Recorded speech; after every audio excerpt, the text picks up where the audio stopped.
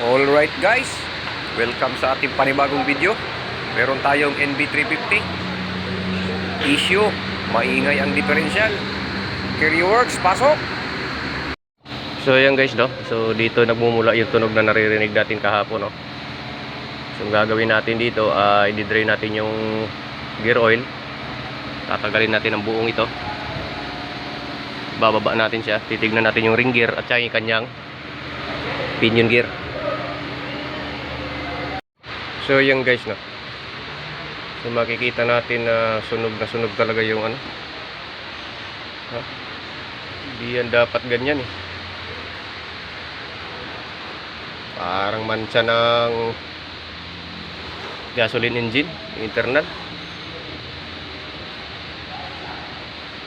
Tsaka may gas-gas na rin yung ring gear. Yan, yung parang may gold. Yan, gas-gas yan. Ewan ko kung kita sa camera, no? May gas-gas siya sa ilalim eh. Kaya ibababa natin itong buong ano, differential. Yan. So yan guys, no? Fast forward tayo. So tinanggal na natin itong ating tatanggalin natin pala yung ating ring gear para masuri natin yung ibang gear kung may mga tama, no? Kasi sa unang tingin natin, itong ring gear talagang may damage. Pero bukod doon, syempre titignan din natin yung iba. Yung side gear at yung spider gear, no? So dito, fastest gear tayo sa pagkalas para mabilis. So dito pa lang guys, no, sa kulay pa lang talaga ng mancha nung ating internal ng differential ay halata talagang hindi na maintain ng ayos, no? Sa kulay pa lang talaga malalaman eh. Base kasi doon sa may-ari nating tinanong kung nag-iilang kilometers sila nag-maintenance, ay wala din silang masabi kung kailan at kung kailan sila nagpapalit ng huli, no? Ang masama pa nito guys, no, pinagawa nila yung bearing kasi mayroong kakaibang tunog daw silang naririnig. Ang problema nga lang guys, ginamitan ng gear oil na hindi naman designate or hindi specified sa ating differential, no? Akala siguro ay ordinary gear oil lang kagaya ng iba. Yun po ang hindi alam ng ibang mekaniko, no? So sana itong video ito ay magsilbing guide po sa inyo na hindi po lahat ng differential gear oil ay pare-pareho. Kung hindi po kayo sigurado sa inyong gagawin, ay pwede naman po kayong mag-research kung ano talaga ang para sa kanya. Dahil ang nangyari dito, after nila palitan ng bearing, after how many days, yun, nag-iba na yung tunog ng differential at lumakas pa yung ugong na matulis. So mamaya guys, papakita ko sa inyo kung anong gear oil ang dapat na ginagamit po dito sa ating Nissan Urban NB350.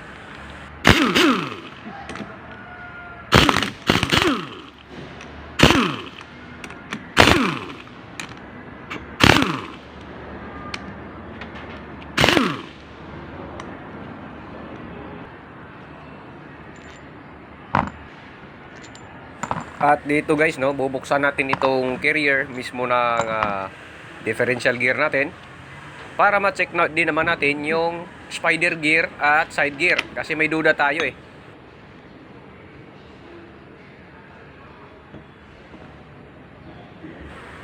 So ito yung ating side gear. So tignan natin. Parang meron din, no? Ayan, no? Ayan guys, no? Sana makita nyo sa ating camera, no? At dito naman tayo sa spider gear. Titignan din natin pero sigurado tayo may tama ito. Kasi magkadikit kasi ang anim na yan eh.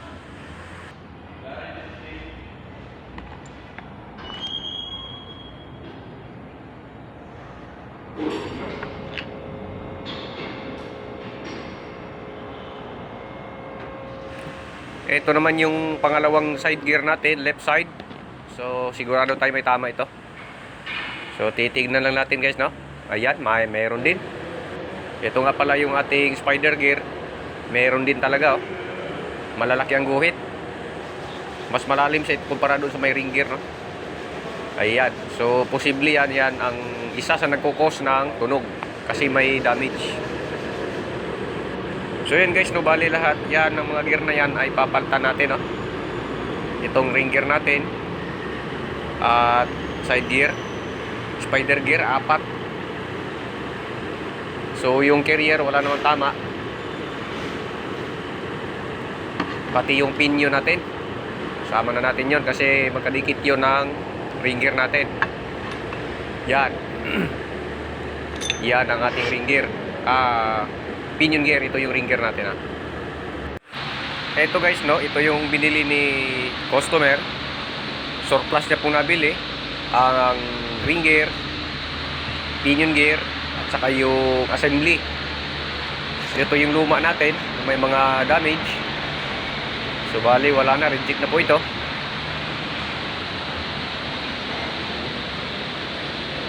Dahil sa mga tama, no? So ang request talaga natin dapat is yung brand new, no? Kaya lang medyo masakit din talaga sa bulsa. Kaya surplus ang binili. At itong mga luma ay wala na to, no? Papascrap na lang to ng customer para makabawas-bawas sa bilihin. So bali ito ikakabit natin. Yan, nilinis na natin yan guys, no? Ito at isasalpak na natin, no? Isa-isa.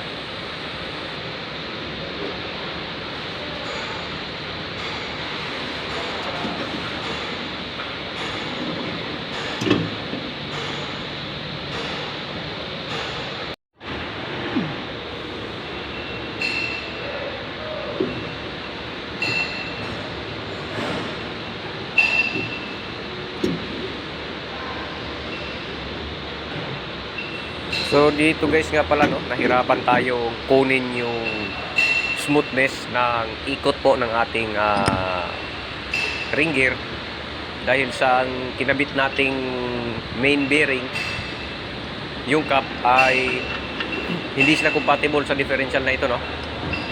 Pero ang ginawa natin, nag-combination tayo ng kabit. So ibinalik natin yung original na main bearing dyan, no? Sinusubukan natin kung makuha natin yung smoothness or yung swabe ng ikot. Kasi yung surplus na nabili, ang ikinabit natin ay pag hinahapitan po natin yung dalawang tornilyo ay gumaganit po yung ikot. Ang differential nito guys, no, ay umaasa lang po sa spacer, yan, no. Wala siyang adjuster, no, kagaya ng mga common differential na pwede nyo i-adjust yung clearance. Ito po ay wala, spacer lang yan guys, oh. Kaya sa mga baguhan dyan na magbukas nitong differential na ito ay ingatan nyo po yung spacer na hindi magkapalit para hindi kayo malito sa pag-assemble. So ito yung guys sinasabi ko na main bearing, no? Main bearing cap, parang crankshaft. At yun ay nakuha na natin yung tamang swabe ng differential natin. Kaya kakabit na natin yung ating axle nang matapos na at magkaalaman na kung nandun pa yung tunog o wala na. So sana madali natin ang problemang ito at para happy naman po si customer at masatisfied po sa ating gawa.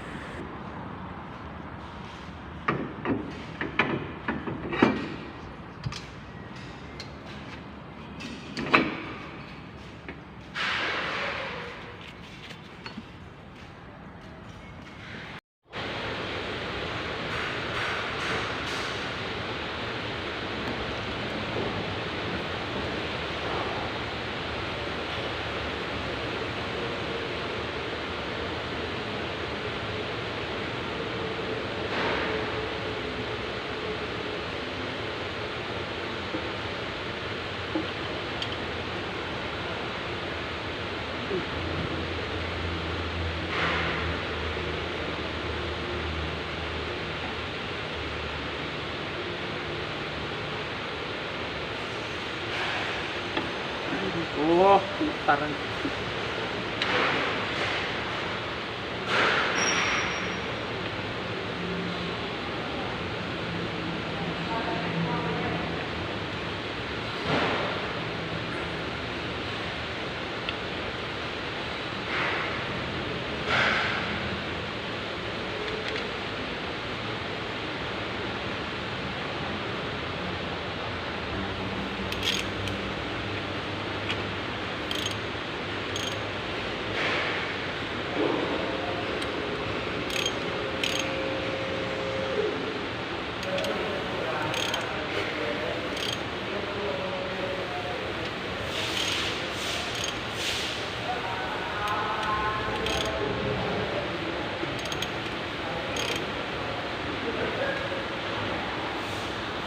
So ito na nga po guys, no, yung ating gear oil na 75W90. Yan po ang dapat sa differential ng NB350, no.